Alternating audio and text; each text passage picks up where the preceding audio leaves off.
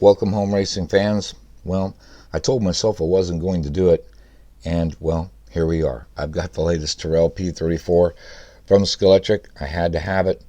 I've had the other ones in the background.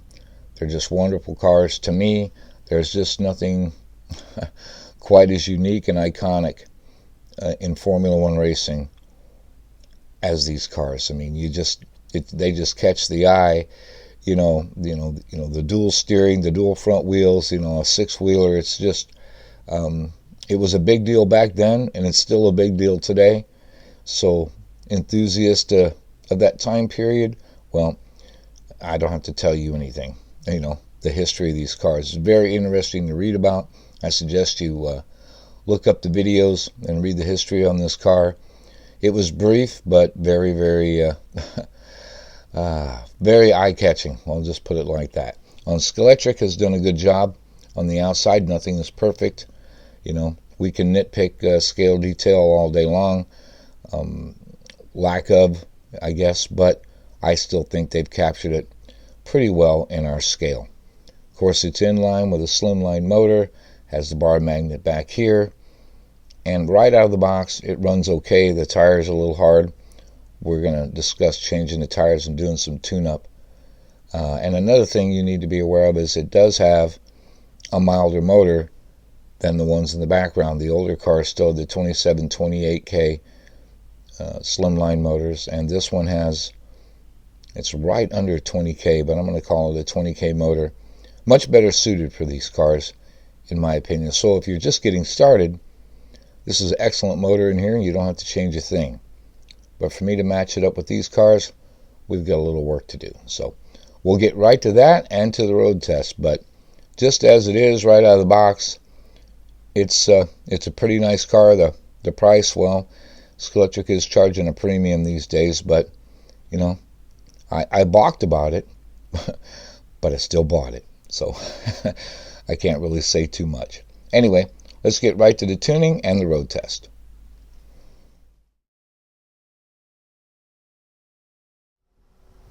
Okay, so some of the differences between this release and the prior releases, most importantly, is the motor. Unfortunately, Scalextric has changed the motor in this car. Although I like the lower RPM, I think it makes more sense. It doesn't match the first releases of the model. So you're going to have to do some motor swapping either way to get things to even out. I'm going to go with a Predator 18K. I'm just going to put a Predator in all three cars so that they're equal. So unfortunately, that's what you're going to have to do. The RPM on the previous releases was 27,340, almost 28K. And this one, the new one, I benched it out 19,875, around 20K. So quite a difference. You can even hear it, of course, before you decide to test it for yourself. But yeah, there's no way you're going to get an even race with these motors like this. Now, you notice with this being a part like this, in the first video I told you, on the first release, if you don't have to take these apart, don't. You're going to have to, though, now, to even out the motors, to address the motor issue. But if you don't have to, if that doesn't bother you, you're just playing around one car at a time, so to speak, then leave it alone. But one thing you will have to do on this car, on the new release, that you didn't have to do on the old ones is, unfortunately, as you can see here, the free play, there is no sleeve on the end of the motor shaft. So the motor shaft is 1.5 millimeter, and the boss here for the crown is 2.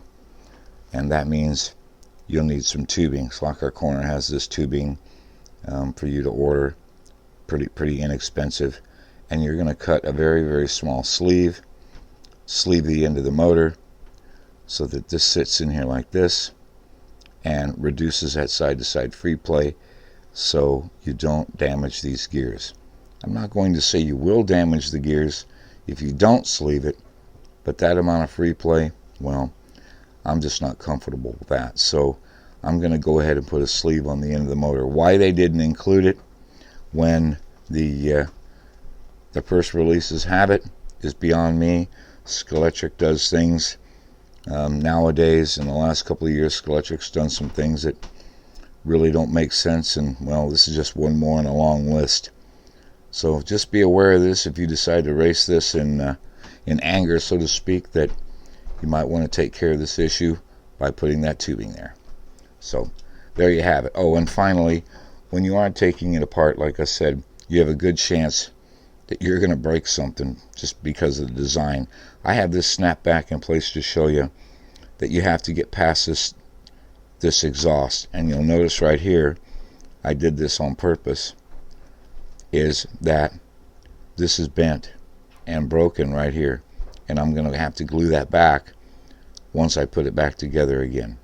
So be careful when you're taking this apart, because there's parts of this, very intricate, these little pieces that you can break. So like I said, just be very careful and take your time.